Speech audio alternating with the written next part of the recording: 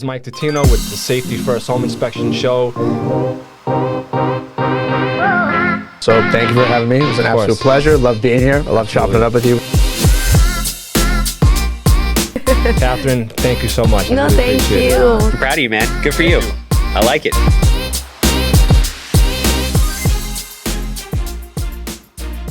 This is the Safety First Podcast Show.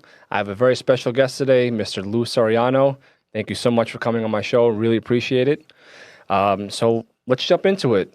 We actually connected on social media. We definitely have a lot of people that are in the same circle, and I feel like, one thing led to another.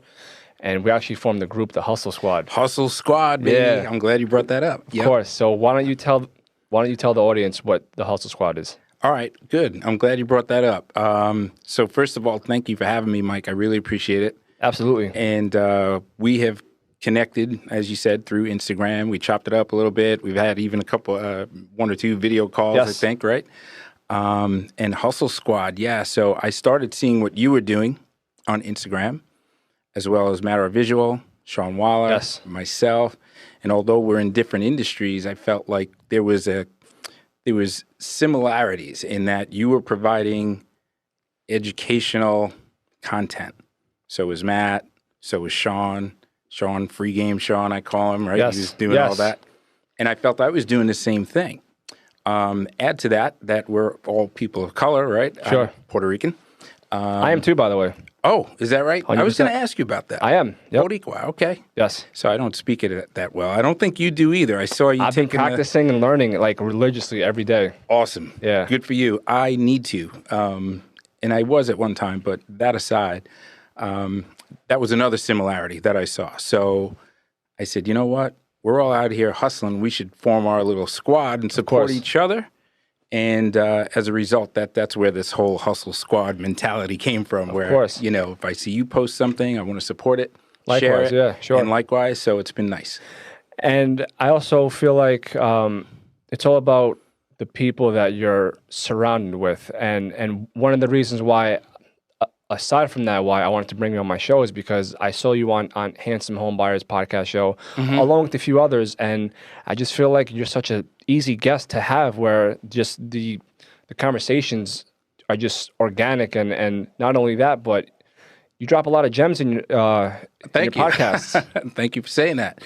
And I try to keep it natural. Listen, I realized something as I've gotten older, 52 now. Don't look it. Thank you. You start seeing life a little differently, and you start realizing hey, I don't want to keep holding back. I want to just I'm good enough. Whatever I am, it's good enough. I feel that way for sure. And so you start getting a little more comfortable in your own skin, where I was telling my daughter, who's with us today, a story about when we were driving here, about a building I passed that I had to go in there and pay a bill, and I was late, and they were going to, all this stuff. And it's just funny how back then, I had all these insecurities. I wasn't feeling really good about myself, and paying bills late. And now here I am, 30 years later, and I'm managing people's money, helping them with their taxes, making content about finances. So it just goes to show you how things go full circle, and you get a little more comfortable with yourself. Of course. So before we jump into what you do, give us a quick bio about yourself as to what got you up to this point. Okay, so quick bio. I'm a Brooklyn kid, a Brentwood kid. That's my younger ages, right? So went to high school in Brentwood, grew up, born and raised in Brooklyn, moved out to Long Island in early 80s, went to high school in Brentwood, and, married, 3 kids. That's all on the personal side. Sure. On the professional side, I was in a technical career prior to becoming a financial planner. Certified financial planner. I like to point that out. I'm very proud of that designation. As you should be. Thank you. It took me a long time to get it. And, I just kind of transitioned. I wasn't happy in my technical career. There were some limitations there, much like yourself. I know you made some transitions in your life. Yes, I did. And we all get to that point, and some people decide to just, stay on that path. Other people say, hey, I think there's more. And, they go on that tangent path, and that's what I did, and went back to school in my late 30s, mid 30s, early 30s. Got my CFP designation and been doing it ever since and been very happy. That's awesome. Yep. And you definitely brought up a good point about, making certain transitions, because I wasn't always a home inspector, as you mentioned. Yep. I definitely tried things that did not work.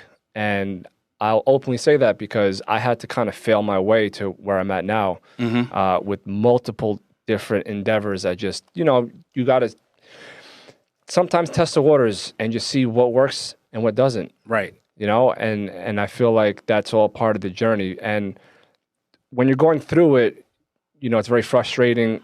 It's very, but I feel like once you get over the hump, you look back like that had to happen. And it had to happen. Right. And I'm always telling my kids these stories. Like I was saying, I was telling my daughter a story on the way here. Because those are the building blocks, Mike, that we all grow from. Yeah. And then those are the things that we use as references to other people to inspire and to motivate, whether it's our own family members, like my kids, or other people. You do a great job of that, too. You motivated me. That was my next man, question. Go ahead. That's so go, funny. baby. So speaking of motivating and things like that, you're waking up early, you're exercising. So walk us through that process. All right. So here's the process. I was always an early riser. I always went to the gym in the mornings. And to be perfectly honest, the past couple of years, like 2 or 3 years, I've gotten away from that. I was going to the gym in the morning. I was, but it was sporadic, right? Then I get a hold of you, or you got a hold of me, I should say, when we had our little Zoom call.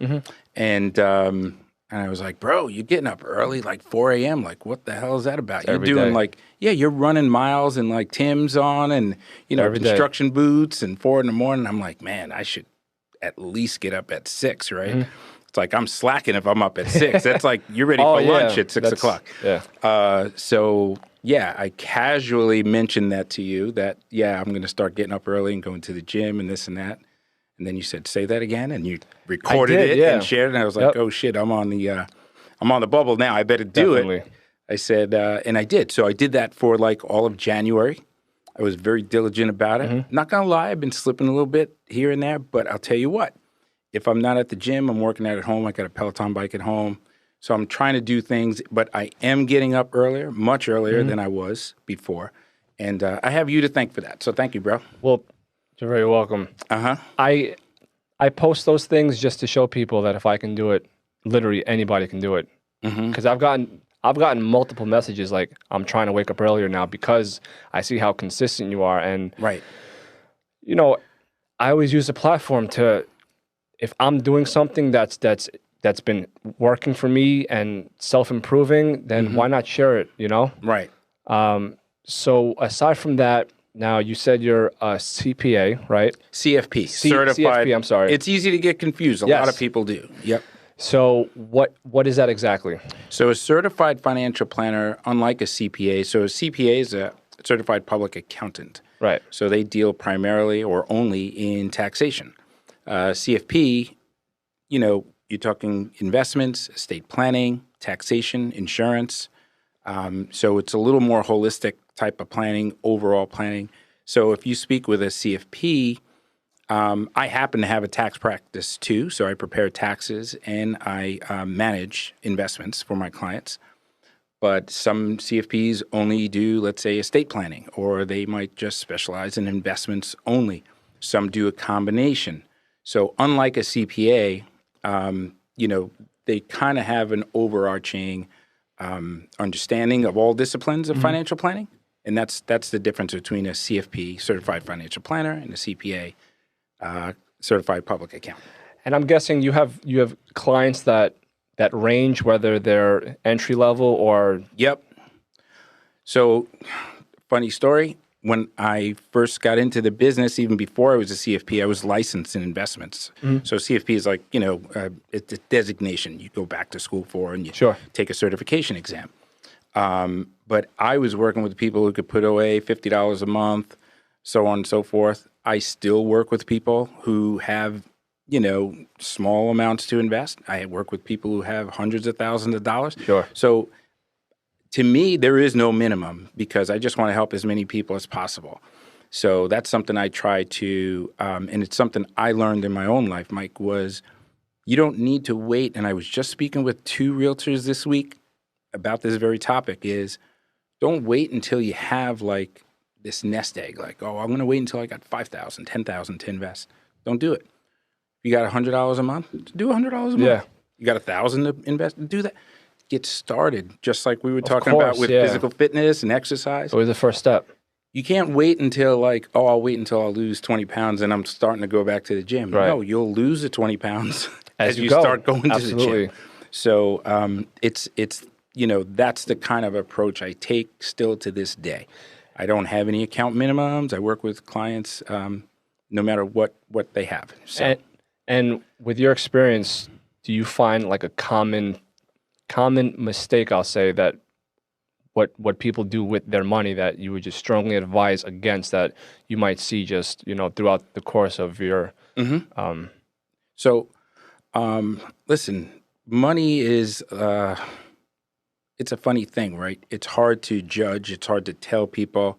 I have some things I probably do with my money that I could do better with, right? Sure. And then I'm a certified financial planner, right? But the one big thing I would emphasize, or one thing I would say that I hope is not as common anymore, is that people don't get started, right? So my thing is just start early. That's the thing, because you can't get the time back. I'm big on time. Of course. By the time you wait 5 years later, when you think that's the right time, well, you've lost 5 years of compound interest, 5 years of market appreciation, things like that. I do think that we all spend a lot of money. Listen, we're Americans, right? Yes. We consume a lot. We consume a lot. Yeah. So that's where I say I could do better, right? Yes. I'm always buying stuff. Some stuff I don't need, but I like this, I like that. So yeah, we all could do that. And same with the nutrition side, right? We love to. Yeah. It's a good parallel analogy, I think. So that's just something that's common in this country, I guess. So people definitely need to live below their means, and I'm sure you've heard of the Total Money Makeover, Dave Ramsey. Yes, I'm familiar with Dave Ramsey's. I don't follow him heavy like that. Yes, but I know a lot of people. He's got a strong following. Yeah. So his book, The Total Money Makeover, it's just basically by any means necessary, just stay out of debt. Yep. And there's been people, because I'll read reviews and things like that. You're an avid reader. I am. Huge, I know. Yeah. Yep. There's a funny story about that. I got started reading, we'll go off topic for a second. I got started reading simply because a friend of mine recommended that I read Rich Dad Poor Dad. Before that, I'd never read. And I'm ashamed to say that I just never was into books, but once I read that book, it was like, all right, I finished the book in probably 24 hours. And you couldn't put it down, I couldn't put it down. Yeah. And then after that, I was like, all right, I need to keep reading now. And that was probably 6-7 years ago. Ever since then, it's just one book after the other. Now it's just, it's part of who I am now. Yeah. So it's funny you mentioned, again, a little tangent, and I'm known for hijacking podcasts, by the way. Please do. I think that's like my reputation now. Everyone I go on, I start going on tangents and asking other questions. But I told my daughter, Lauren, who's sitting off to the side here, about Rich Dad, Poor Dad. And I downloaded the book for her this week, send it to I have 3 kids, send it to all 3 of them. And I said, I want you guys to listen to this book as they start getting a little older now. My twins are going to be 21. My son is 23, going to be 24. I said, this is the age where you got to start, consuming this type of thing. Yes. Because you're going to see it's going to make a big difference in your life. Yeah, that one definitely was, because that's what honestly started my whole entrepreneurial mind frame. And then one thing led to another, where I just kept reading over and over, and then where I was working at the time slowed down. I was a union carpenter, and just like any other trade in construction, there were layoffs, and I just never looked back. Right. Because of all the information that I acquired just throughout the years of just reading. Right. So it motivated you to take the leap of faith and start your own thing. Because prior to me even reading, when I would get laid off, I would just put my name on the out of work list. And then, they would go through the motions, and then I literally be sitting around until I get called back again. So thankfully, that's not the case now. You know. Well, you're a busy man now, and I'm going to recommend the book to you, Mike, which is The EMyth. I've been by Michael Gerber. That's on my to-do list. Okay. I just downloaded yesterday Atomic Habits, I think it's called. Well, like Robert Kiyosaki, Michael Gerber probably has a ton of books, but it's like, your favorite rapper or your favorite rock star. Yeah. That first album is the one that's hidden, right? That's the one that you keep going back to. Those are the classics, right? Yeah. Well, with Robert Kiyosaki, I feel like that was the case with Rich Dad, Poor Dad. Absolutely. And then he came out with like 100 other Rich Dad, Poor Dad, Home Inspector, Rich Dad, Poor Dad, Financial Planner. Yes, it was like based on... Yep. But that the first quadrants one he had. Yeah, that was good too. Cash flow quadrants. Yes. But the first one, that was like the classic cash flow quadrant was his follow-up. Yep. Then they kind of become repetitive. Michael Gerber, he has a series of books too, very similar to they Robert all Kiyosaki. do, yeah. But the first book, The EMyth, because the difference is the EMyth gave us all the concept of, hey, you could work for money, a 9 to 5, or you could start a business, invest, real estate, have passive income, have money work for you. Of course. The EMyth addresses, okay, once you decide to do that, you need systems in place. Yes. So that you can make money without being there. Because a lot of us own jobs, we don't own businesses. Although we say, I own a business, this is true to some degree. But if you're not there, you're not making money. Exactly. So you own a job in some respects, right? So when you have systems in place, then you could scale it, then you could have other people work the system, and then, me and you could go hang out somewhere and get our time back. Yeah. Get the time back, right? Of course. Now, I feel like people are on the fence about debt and credit and leverage and things like that. What's your intake on that? Again, so I have this discussion. I struggle with it when I talk with my clients, right, about that. So I don't do much of the financial planning in the sense where it's like, get rid of this debt and budgeting your monthly bills and stuff like that, because it is impossible for somebody like me to track everything that my clients, their needs, their bills. I have a hard time doing it myself sometimes, right? So I mainly deal with retirement planning specifically, and specific goals. Like, I want to buy a house in 5 years. I want $100,000 down payment. How much do I need to start saving? Things along those lines. But needless to say, I do think people over leverage. I think the real estate market right now is kind of nuts. Yeah. I'm hearing people tapping out retirement accounts and borrowing money and paying over, exorbitant amounts over asking price. Just because interest rates are low, it's free money. I think that idea of free money needs to kind of change, because it's free money until you have to pay it back. Right. Then you realize that wasn't free money. It was not free money. Right. Yeah. So, I agree with you that, the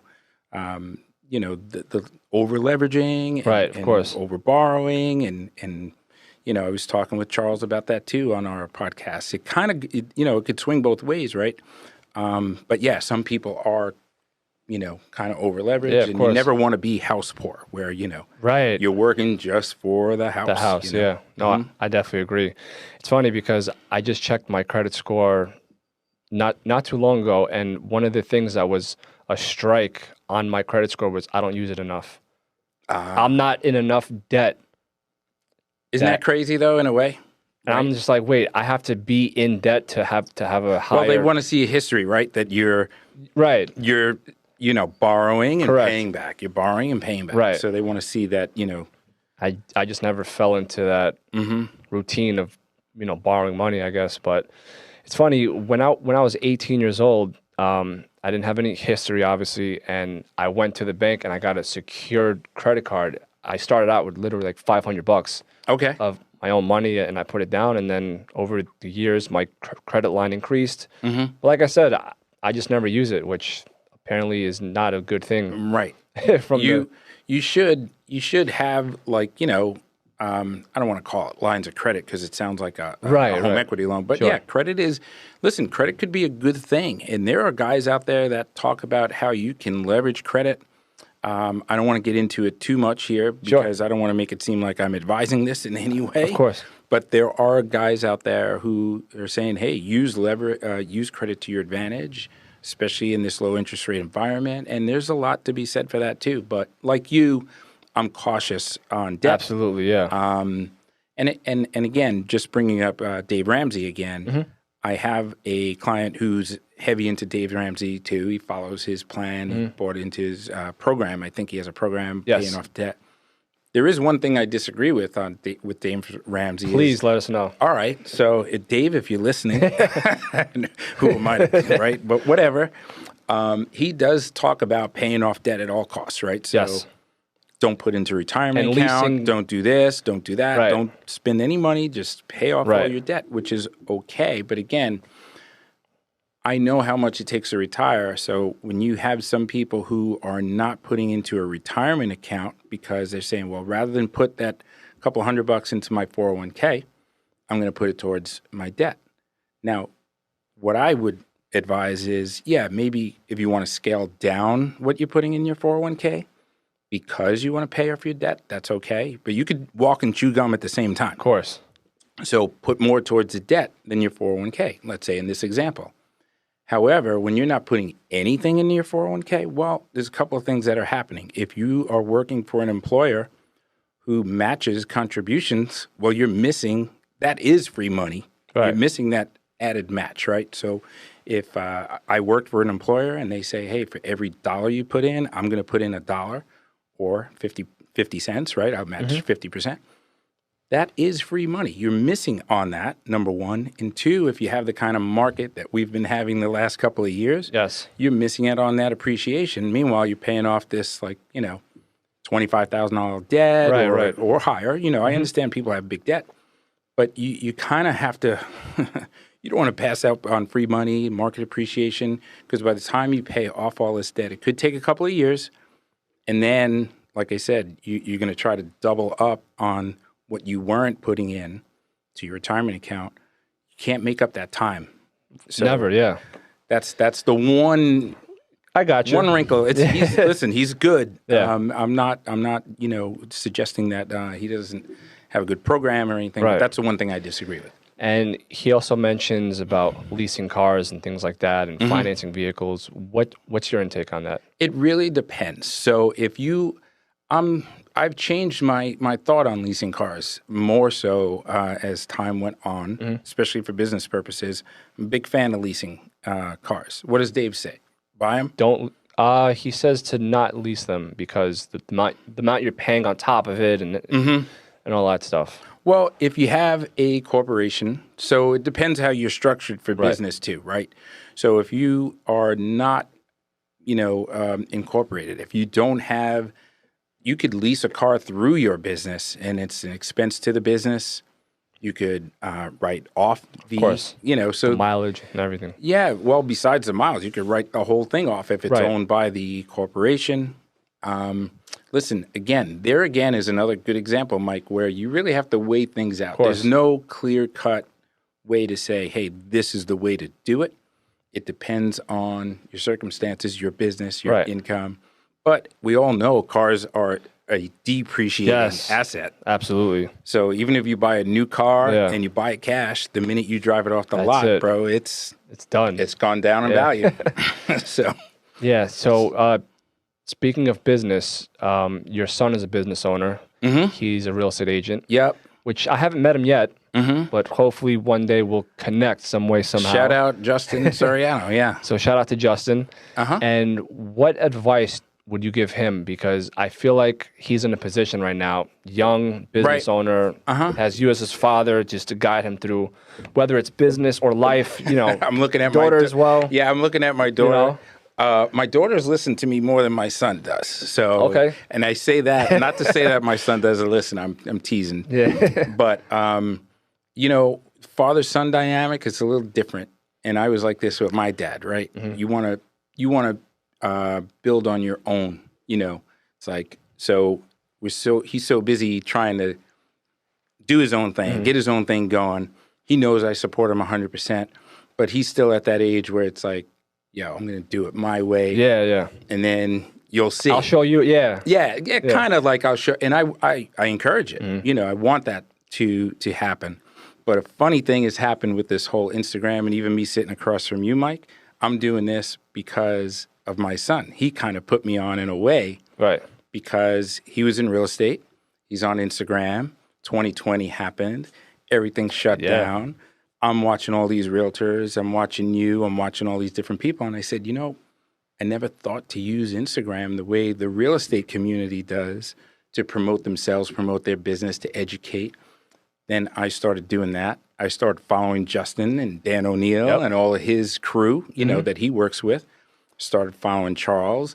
I started following Dean Miller and Matt and you. Great people, by the way. Yeah. And then all of a sudden, you guys are following me back. I get to know you guys. One thing leads to another. And now I'm kind of like immersed in this whole Yes. real estate community, although I'm not in that line of work. That's awesome. Yeah, so Justin put me on.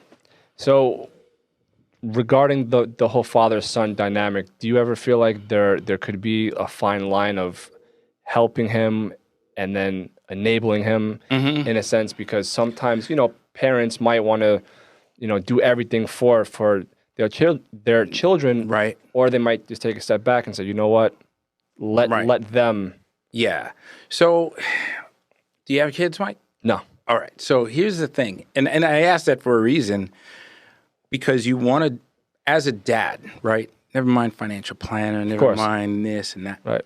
He's my son. I want to help him. I want to help my daughters however I can. I want them all to be independent. I'd prefer if they all had some form or source of income that they were able to earn on their own, either in addition or without having a job per se. 2020 also taught us how fragile that could be, right? So, you know, I want to help as much as I can. He knows I'm here for him, and anything he needs, you know, as much as possible, I'm going to provide for it. That's what being a dad is about. Same thing with my twin daughters.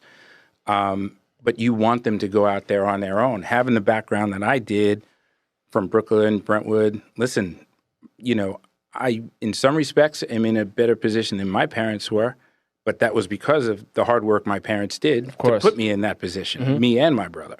And then we want to do the same for our own kids. Of course. But you're right. There is a fine line on what you could do. And that's why when Justin says, yo, I'm doing my own thing, I got it.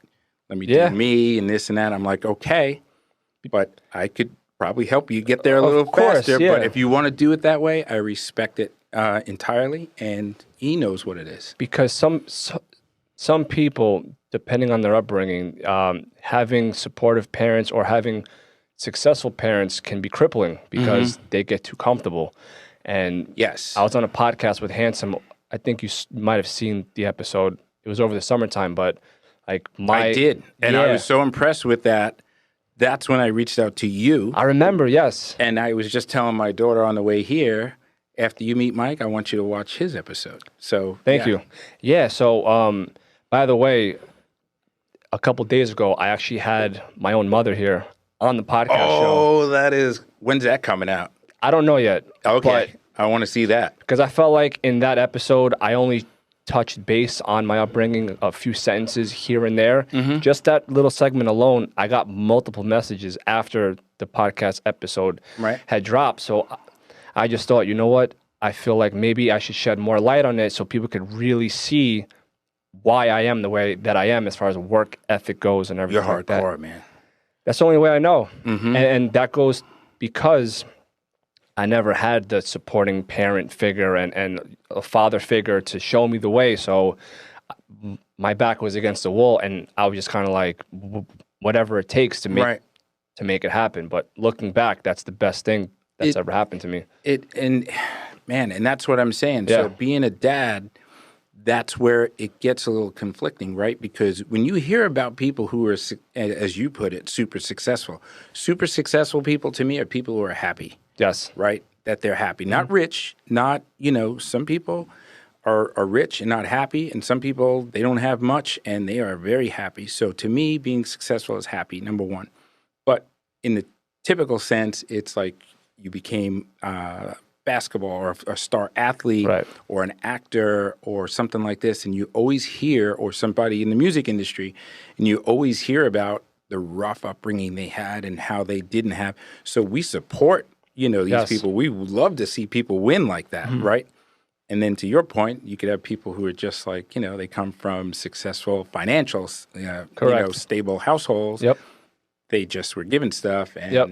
they don't understand or appreciate the struggle or the blessing that they have to be in that position. And they have no drive either, because Sometimes that's very often that could be the case too, But there are people too, with that said, that have been given opportunities, have those blessings, Right. and they do have that drive. I admire Yes. those guys as much as I do the people that came up with nothing, because they could have very easily just said, Yeah. my parents set this up and I'm just course. kind of running it. Yeah. But there's guys out there and girls, Sure. women, young women doing that and taking it to the next level.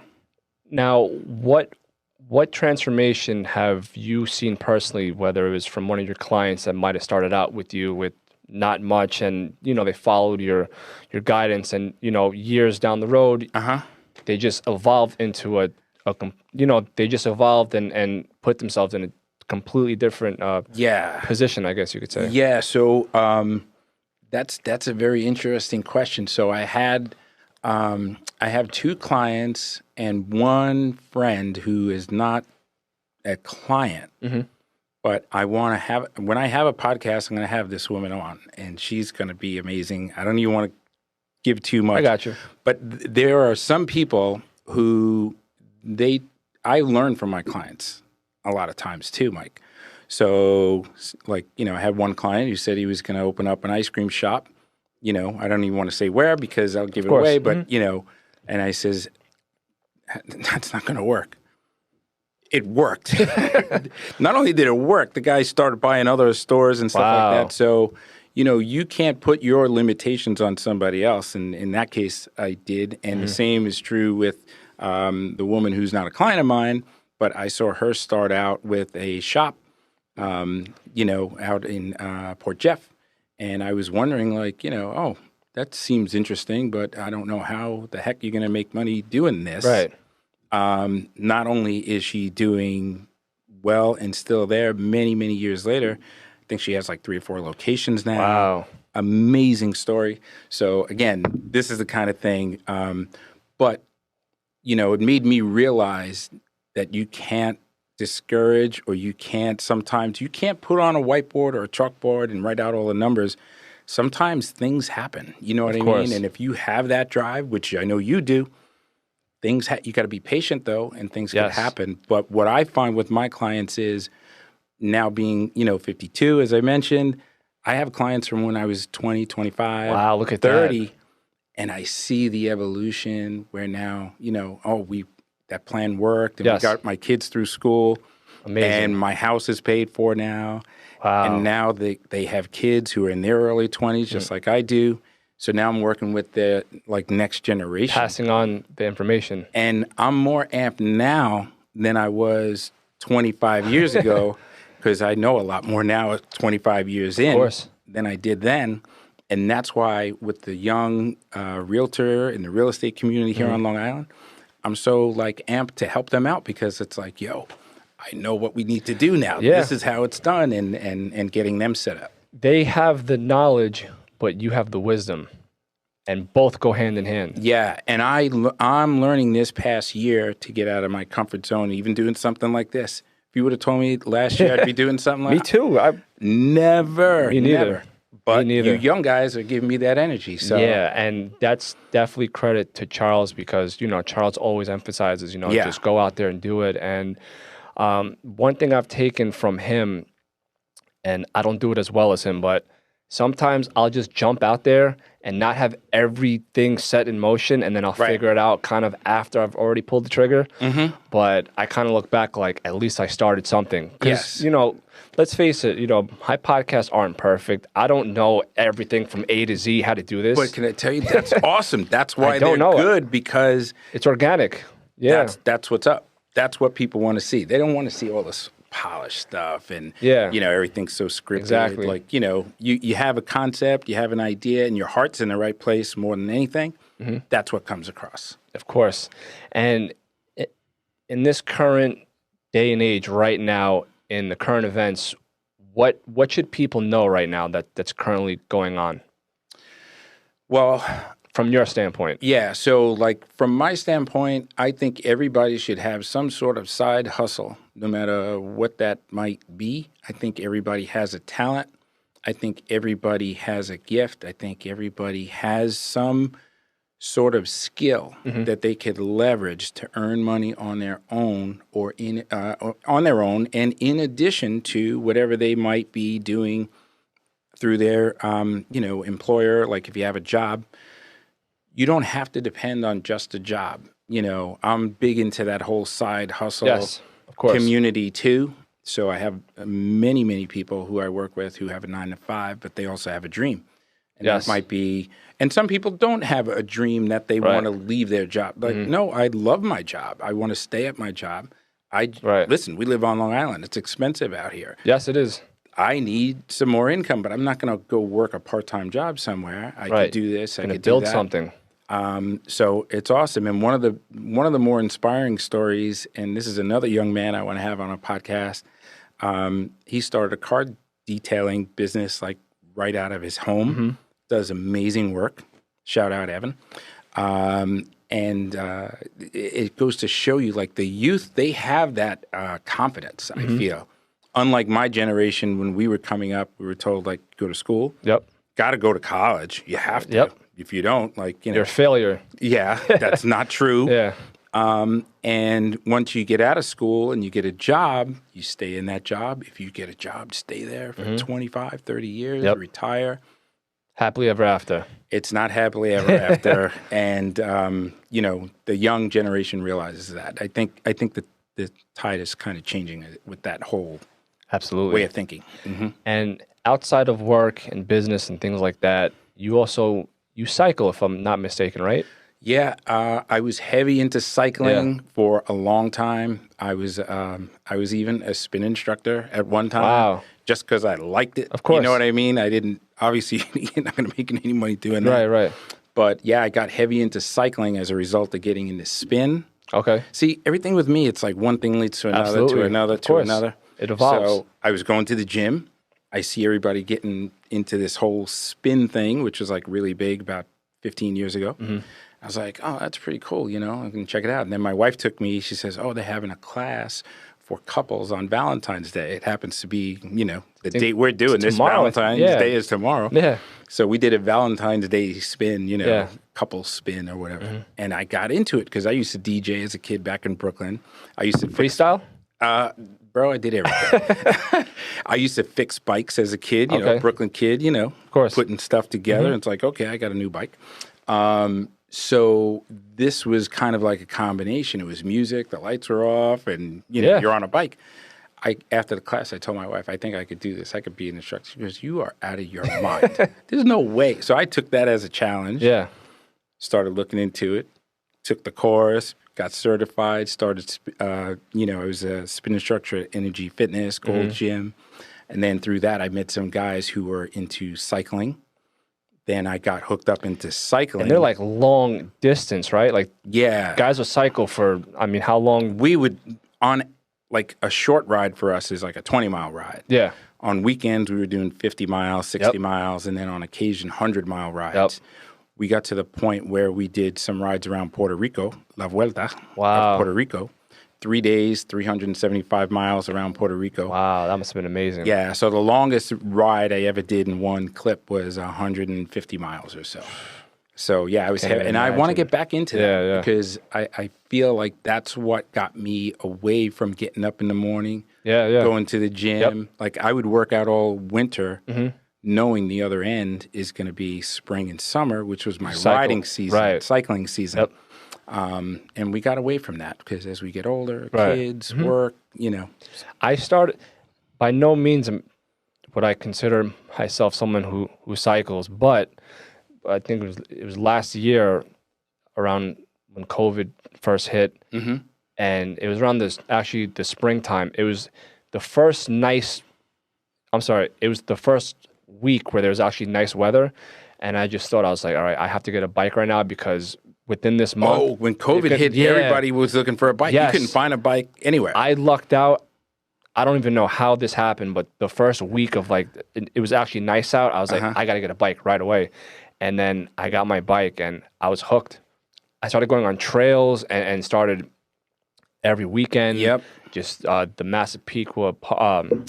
The trails. Yes, there's that one. So many. Yeah, so there's many. different types of riding that people don't understand, right? There's, you could road ride, which is like looks like what people used to call 10-speed bikes. Yeah. You go on trails, on mountain bikes. There's fat bikes now with these big, huge tires. You could take them to the beach and ride. So, I was in Sedona, Arizona for my birthday, and me and my buddy, we went riding in like the mountains, but that was another challenge that I couldn't even I couldn't keep up. It was so challenging. I was like, I don't know how people do this. It is different. It is different. And like I said, back in my spin days, I thought I was in really good shape, and I was. And the guys, Orlando and Rich, my two boys, who got me into cycling, especially Orlando, he was like, yeah, let's go for a mountain bike. And I was like, I'm going to take it easy on this guy because, I spin every day. Like this guy, he's a weekend warrior. Right. Bro, that was a whole nother thing. It is. I was smoked. And so yeah, it's a lot of fun. I got a lot of enjoyment out of it, and I want to get back into it.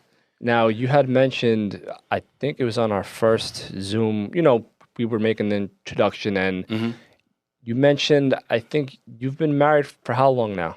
Man, too long. Too long? No, I've been married 27 years. Now, you were giving us younger guys, just advice and just things like that. Okay, I got to be careful what I say here. My wife might be watching this.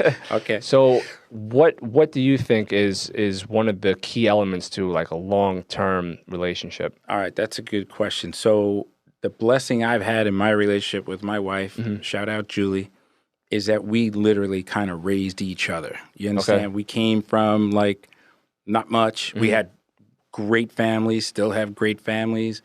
That was the bond we had. We always kept that in mind. But what I always say is I don't have a husband-wife mentality with my wife. I think of her as like my girlfriend. Yes, that's what you had. Yeah. That's maybe what you were talking about. Was exactly I talking about that? Yeah. So if you treat your wife like your girlfriend, you're always trying to win her over, right? If you start thinking of her as your wife, now obviously she's my wife, bro, right? Of course, it's like ride or die, nothing's gonna. Right. But when you think from the maybe it's kind of like perfect timing since we're so close to Valentine's Day to bring out my softer side, right? We're talking about the romance, right? You got to keep that component alive in the relationship, right? So yeah, that's what I do. In my mind, I'm thinking like she's my girlfriend, and some other guy could maybe win her over, right? If I'm not staying on top of my game. And you got to keep them on their toes, and likewise, and not get too comfortable, things like that. But don't get it twisted. Sometimes I'm a jerk, and I'm the husband, and you butt heads. But it's always short lived with her and I, and we have a beautiful relationship and a long relationship. I think because of that, right? So. Yeah, I always ask people, just from, their own dynamics. So, for example, my mother's uncle, they've been together for 41 years.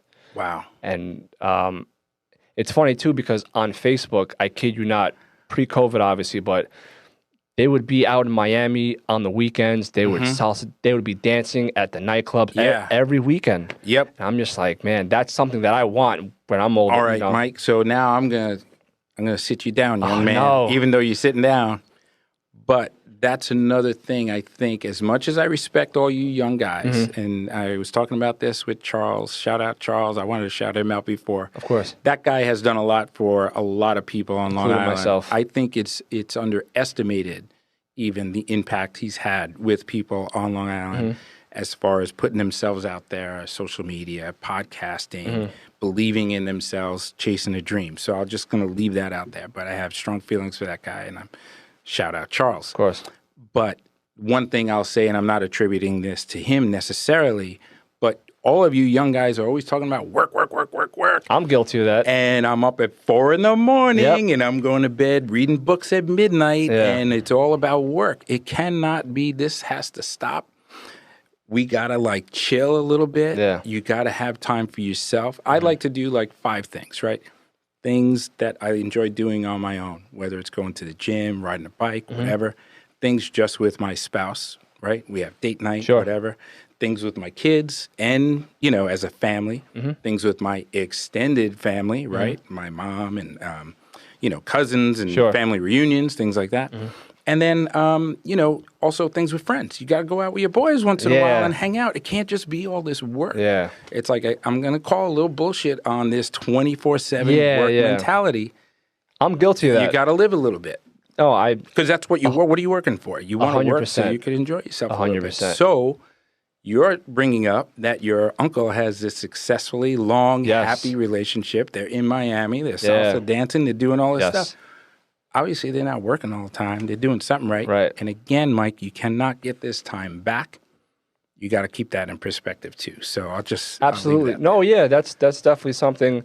I feel like I don't have a balance right now, and I don't have an off switch when it comes to what I'm working towards, and it's kind of it's a good problem to have at the moment because 2 years ago, I didn't have any of this because I was just grinding to get my name out. You know how it is when you're starting out. And listen, it's a good problem to have. But what I'm saying is once you start realizing, okay, I got some traction under me and, you know, I'm starting to accomplish some things.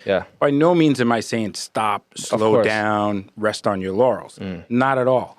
Again, being a guy much older than you, I'm still out here doing things I never thought I would do.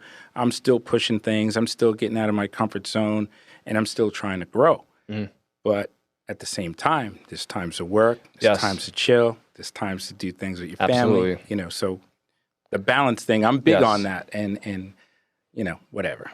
I'm definitely going to take. I might get beat up on that. If you chop that up, it'll be like no, because that's a very valid point, and I'm definitely going to apply that. And I'm not just saying that because you're here on my show. No, I know that. I'm definitely going to apply that. So with that being said, Lou, I can't thank you enough for all the gems that you just dropped for the audience. Thank you for having me. No problem. And most important, how can people get a hold of you, follow you on social media? Okay. All that stuff. Yeah, so you can get a hold of me directly at my office, 631-236-5842. And social media, I'm Lou Soriano CFP on just about everything, but primarily on Instagram. That's where, you know, I kind of put all my content on Instagram and then I share it everywhere else. But I'm on Facebook, Instagram, LinkedIn, Lou Soriano CFP. And thanks again, Mike, for having me. I really appreciate it. My pleasure.